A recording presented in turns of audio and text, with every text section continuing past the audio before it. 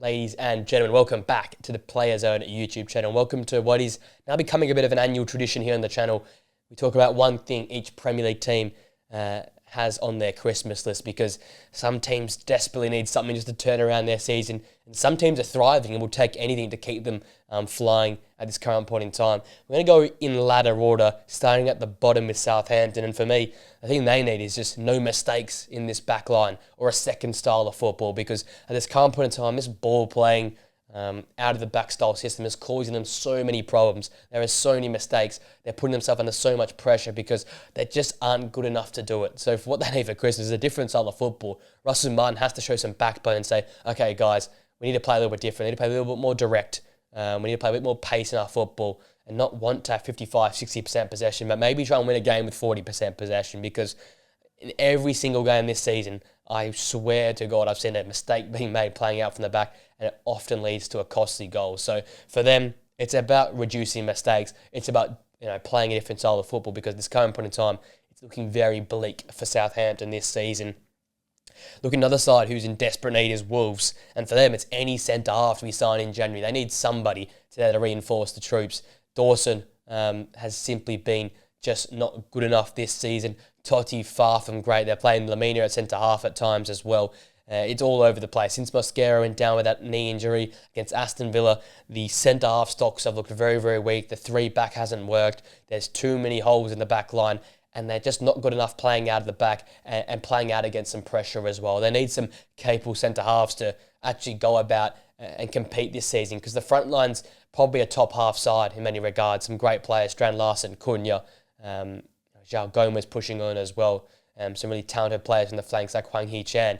But going to the back line, it is very bleak. It is very, very poor, and it's hurting them this season. So they need a new centre-back sign in January, and they need it desperately fast, because this season is falling apart for Gary O'Neill and this Wolves side.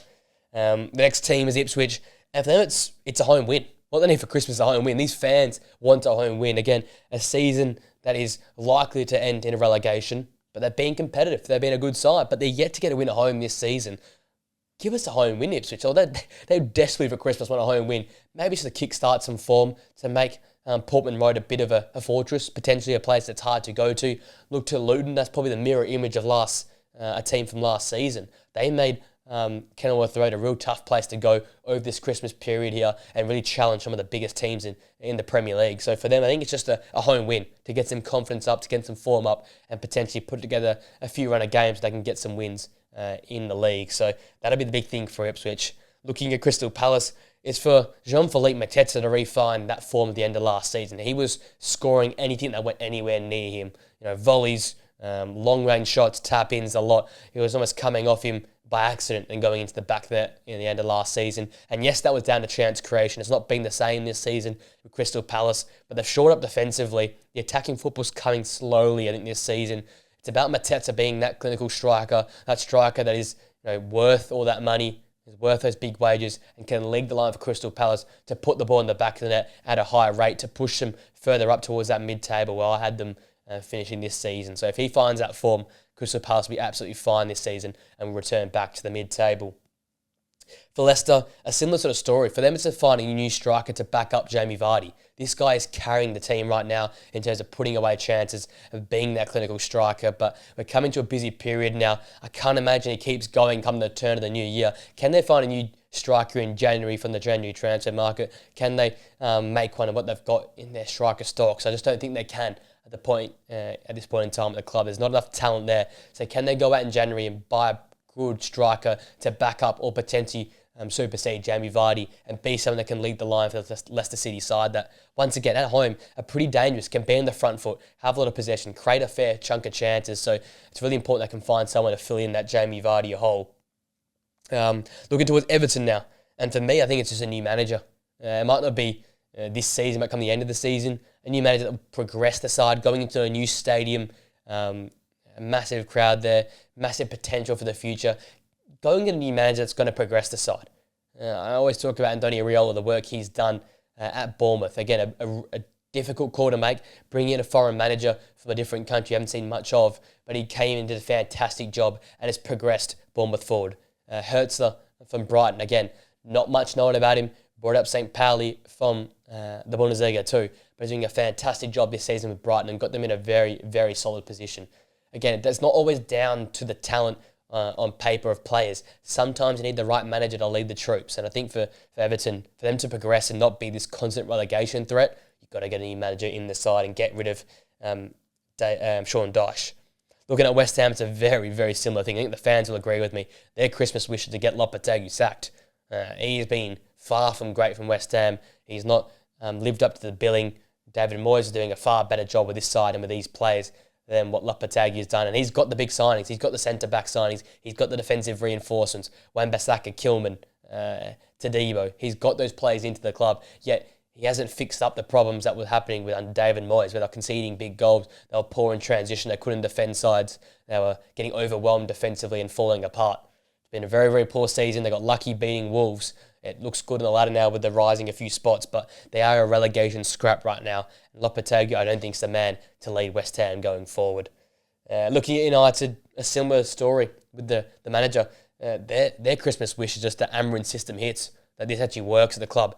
So much turnover with different managers, different styles of football, different players, money, all dropping down the drain, and success being nil void. It has not really been there at the football club. If Amarin's system hits, if all things works well here, come the turn of the new year, pick up a few points, potentially in contention for maybe a 7th or 8th place finish, that'll be a massive Christmas success for Manchester United fans and for Ruben Amorim himself, who's under a lot of pressure at Manchester United.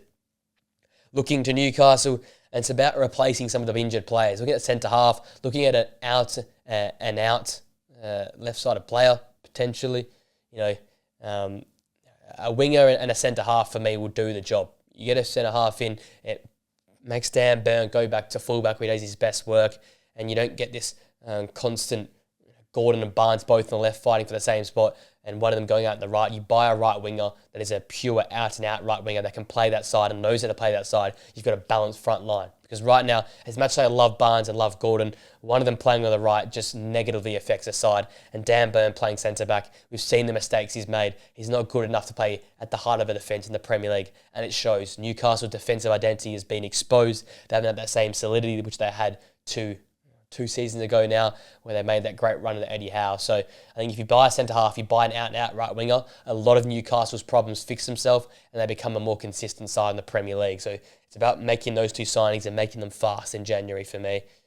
Looking at Tottenham, it's just a second style of football. It's a consistent run of form. It's so hard to come by. You beat Man City 4-0, and ever since you haven't gotten a result. That's really, really bad.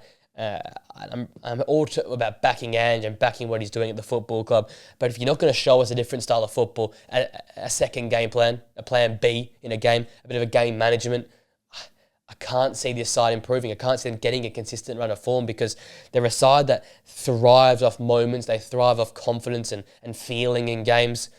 And they just can't go and string together 5 wins. They can't go and string together 6, 7 wins in a row and make a real run at it and compete for top 4 and compete potentially for a bit of a title race there because they're so inconsistent, because they're exuding so much energy playing this high-intensity sort of rock and roll style of football that's exposing them defensively. So I think for Ange and for the Tottenham fans, they'll be wishing for a second style of football, for a consistent run of form. And if it comes, things will often turn around. Fans won't get on the manager's back, and all of a sudden it's all happy days for Tottenham Hotspur. So a small change can fix a lot at this side right now.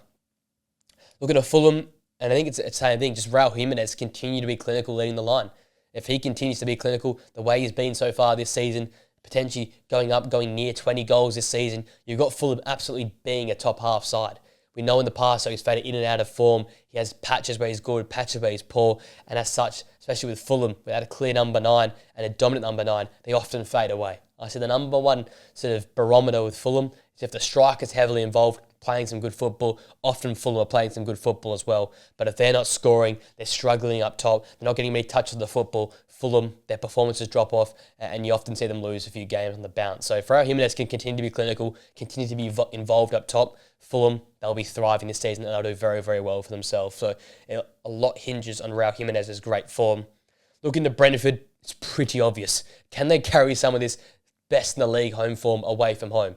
because they're currently the worst away team in the Premier League. Only 1 point in the road, equal with Southampton, but they're the best team at home this season. Most goals this season have been scored at the GTEC Stadium. They've been 4-2s, 4-3s, 4-1s, goals galore. They've dominated games. They've controlled games. They've been fabulous to watch at home. But on the road, it's hard to watch. They struggle in possession. They're poor in transition. And it's such a marked difference. You've got to think it's got to be an application, a mental thing. So go and get a few wins on the road, translate some of this home form to the away games, and you've got yourself a very, very competitive Brentford side that could be pushing for European competitions come next season. So very, very important. They travel much better than they have so far this season, because 1 point and we're already 15 games into the season is just not good enough for a Brentford side, no matter where they are on the table. So things have to improve for them there.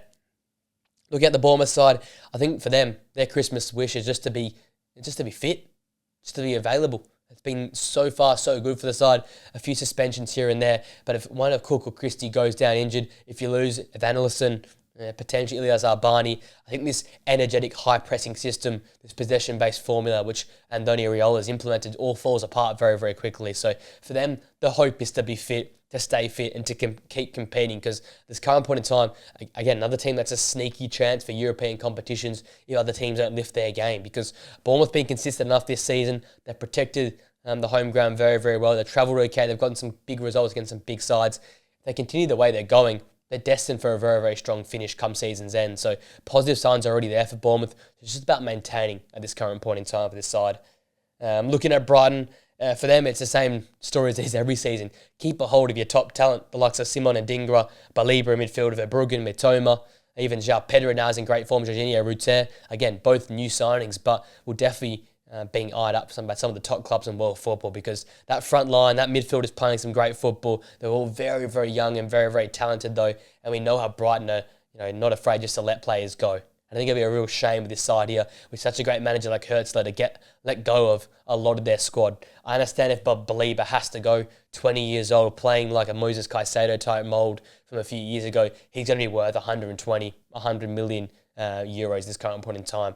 But if you can keep a hold of Matoma, Adingra, alongside Verbruggen, potentially João Pedro as well, you've got your core of your side there. You've got a lot of young, dangerous talent. You can go again next season and compete once more. But this constant turnover, all the talent, means they haven't had to be consistently at the top of their game throughout the last 5 or 6 seasons. And it shows. They have some poor seasons, have some good seasons.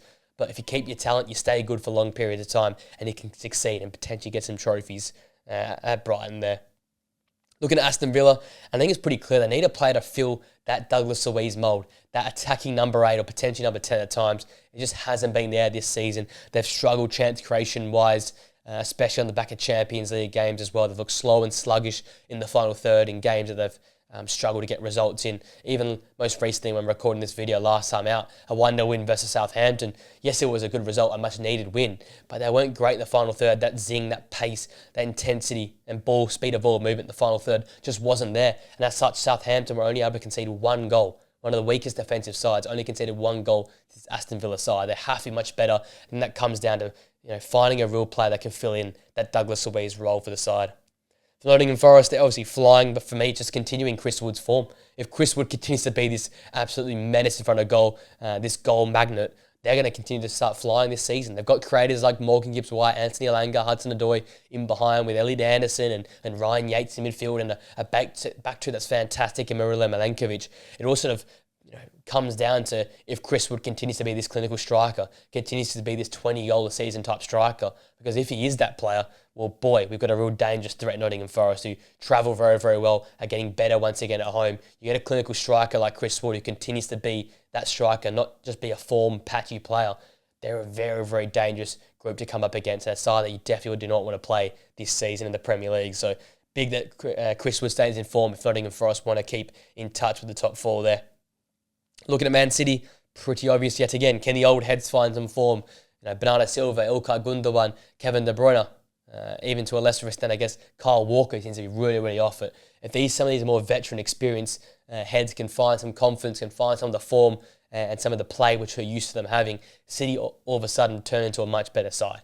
It's these older players that are letting them down at this current point in time. They're poor, they look sluggish, they're wasteful in possession, and it's hurting Man City. Man City is a system built on possession, built on clinical edge, built on efficiency. And right now, these older players are not being any of those words that you. In fact, they're not being smart in the ball. They're not being clinical. They're not being aggressive, winning the ball back, keeping possession. It's been a real timid, weak, slow, sluggish, offbeat type performance from those key leaders, those older players in the club, and it's really hurting Man City. And as such, you see them in 4th place and slipping so far this season.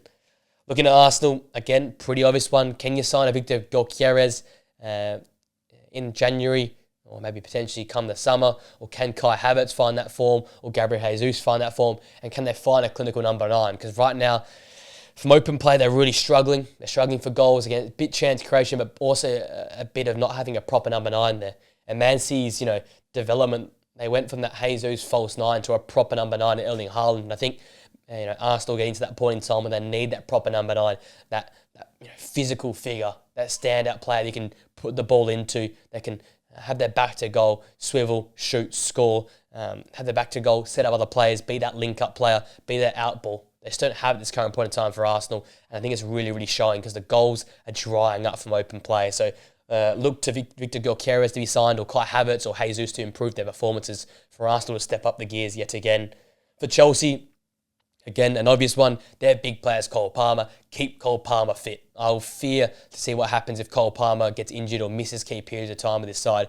As much as other players have stepped up this season, they are so dependent on what Cole Palmer does. He is the orchestrator. He is the leader of this side. He creates goals. He scores goals. It's all revolves around Cole Palmer. Maresca's worked under at Man City. He's his key man yet again here this season. Chelsea was so reliant on him last season. They continue to rely on him. And yes, they're a great side, but they're nothing without Cole Palmer there. So he needs to stay fit come the turn of the year. And that will definitely be number 1 on their Christmas list for this Christmas. And number 1 for Liverpool. Top of the league, things are going well. For me, it's making sure the big 3 re-sign. Salah looks like he's re-signing. Can Trent and Van Dijk also re-sign? And you keep this core to go again next season. If you keep all these players, that is a massive win for Liverpool, because you're building something very, very special under Arne Slot, and he'll absolutely need all the troops he can get and all the troops he can keep from this season, because they're all performing at such a high level. They're increasing their valuation, but if you keep them on board, you keep this core group that's been together now for 5, 6, 7 years, you've got a very, very dangerous side that can compete while Man City are falling off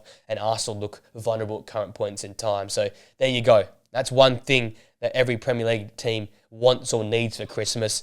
Let me know your thoughts in the comment section down below. Do you agree with me? Do you think there's other options for these sides? Again, a bit of a fun video, but love doing it every year because it's a bit of a mid-season update. Where are teams at? What do they need? Where are they falling short? That's why I absolutely love this video. If you enjoy the video, guys, please sort of smash a like on it, subscribe to the Players Zone channel for more videos like these, and press that post notification bell so you know we upload here on the channel. With that being said, I hope you have a great day. Enjoy the festive football action, and I'll see you guys in the video very, very soon. Till next time, guys. See you later.